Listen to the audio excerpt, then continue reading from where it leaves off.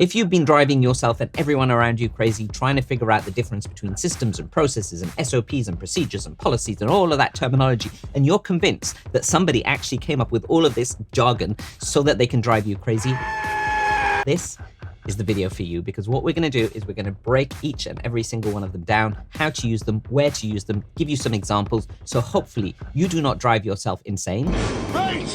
On top of all of that, you can actually use them in your business to your advantage, so you can scale your business without actually losing your sanity. That sounds good? Stick around. Let's get on with it. Hit it.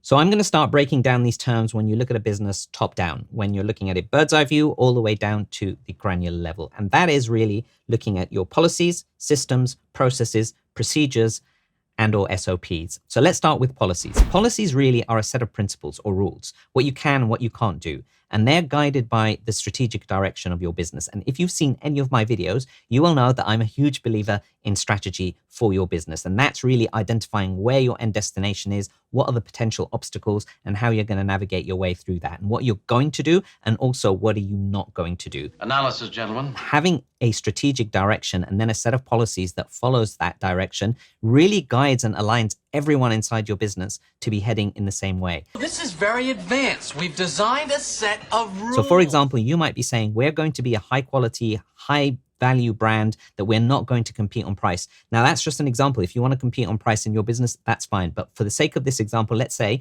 you're not going to compete on price. So you're going to say to people, we are high value, high quality. We do not compete on price. So we don't give discounts, we don't match prices. And that's going to also guide your product team or your developers of your products or services, that they make sure that they have value inside those products and services that they're offering. And everyone in your team is working towards that strategic direction. And that doesn't necessarily have to be for your products or services. It can also be for other things across the board for your business. So it could be really for your team as well, where you've got policies of remote working. You can work from home. You can have flexible working hours. These are how many days you can take off leave per year, for example, and so on and so forth. So that's really, it really aligns everyone. And it's really important that all of your systems and processes and procedures that will follow will be guided by the strategic direction and these policies that you've put in place at the top level, where you're looking at the business top down strategically. So policies, they are a set of guiding principles or rules that are led by strategic direction and not necessarily any specific actions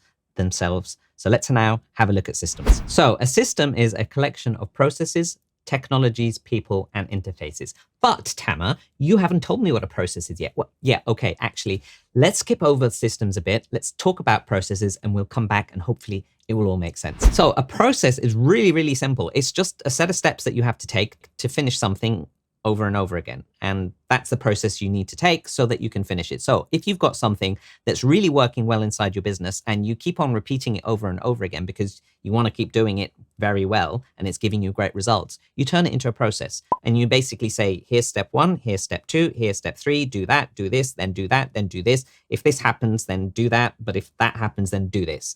And really, it's not much more complicated than that. And all you need to do is find out what's working really well in your business and you just document it and you just write down, okay, so for example, I have a sales call with potential clients before they actually buy. So first of all, I need to send out an email, invite them for a call, they book a call, and then I get on the phone, I talk to them about what the products and services we've got, and then they either buy or they don't. If they don't, then I basically tell them, give me your money, and then you give them the service, and that's it. And you just write it down and you write down what the steps are. So that's what a process is. It's really not more complicated than that. Now, when we come back to a system is a collection of all of these processes and people and technologies and interfaces of how they interface with each other. So notice in the process, I didn't say what kind of technology you're going to actually use. Are you going to use Zoom? Are you going to use a phone call? Are you going to actually use an online payment system? Are you going to send them an invoice? Who's actually going to do the sales? Is it you or is it somebody in your sales team? How are you going to send them the email? Is it from an email marketing automation or is it just somebody actually sending stuff manually? And the interfaces is, okay, so when something happens after marketing and somebody actually wants to buy potentially something, so marketing then passes it on to sales, and that's the interface between marketing and sales. So then you're going to have a marketing system and a sales system, and then you basically say, right, within the marketing system, I've got these marketing people. They're either doing SEO, I've got a process for SEO, and that's how they go about doing SEO.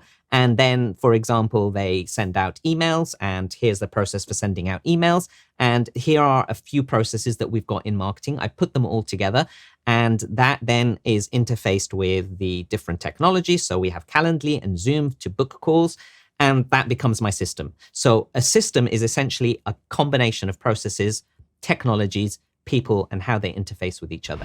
Now, when we go back to processes, how do you present processes? Well, you can present it as a workflow, as a flow chart, just a step-by-step process, and you say this, then this, then this, then this. It doesn't really matter. At the end of the day, the idea is to document it, and the idea is to have it in a clear way so that it can actually be then delegated to other people in your team so that other people can actually do it. And remember, when you're trying to delegate to people, make sure that it's actually role dependent, not person dependent. You do not want to rely on one single person inside your business, because if they leave or if anything was to happen to them, unfortunately, then you would be totally reliant on them and your business will suffer or impact. And that might be even you.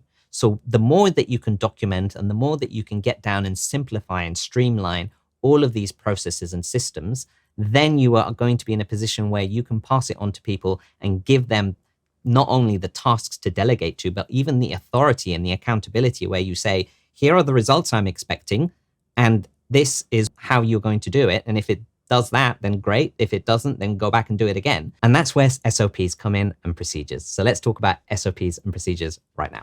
So within your company, you're going to have standard operating procedures, and those will be your detailed instruction sets of how to go about doing something.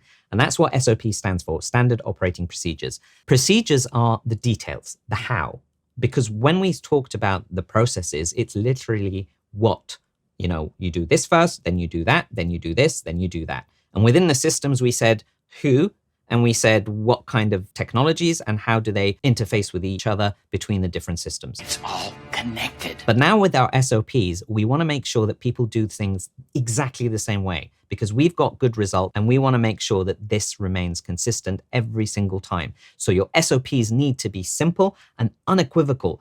There is no doubt, it is clear, crystal clear, exactly how to do something, and there is only one way to do it, and there is only one result that you want to get out of it. And this is how to check to make sure that you've got that result, otherwise go back and do it again.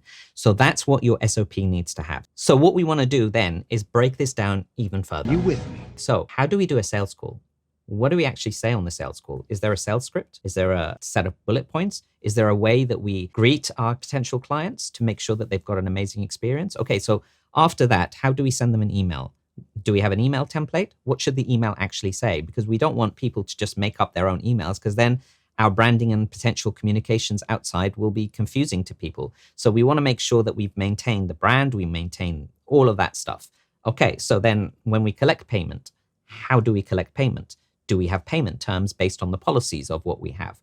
And you can begin to see here that your SOP will actually include policies, systems, processes, and the detailed instructions of how to go about doing all of these things to get the ideal outcome that you intend to have in the first place. And that's why at the beginning of the video, I said your business is a collection of systems, because that's what it is. They're a collection of systems that are guided by strategy, which is your policies and your rules. And you break them down into certain steps that you take, and then you go about saying how to go about doing them. And within your SOPs, you will have a combination of all of these things and then some, because you're going to tell people exactly how to go about doing things. Now, I've had a lot of people say to me, okay, great, Tamer, I understand the difference now. Thank you very much.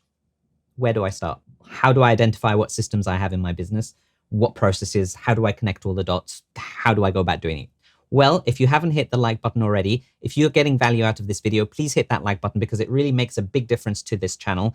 And also, if you haven't subscribed, because a lot of you who are watching these videos haven't subscribed yet, please hit that subscribe button and the notification bell so that you can get notified when that next video is going to come out, which will be about how to identify business systems. And when it does, we will automatically just put it right here so that you can go and just click on it. So if it's here now, it's just like traveled into the future, because as I sit here right now, I haven't recorded it yet, but we will, and we will put it here. And if it is there, just click on it.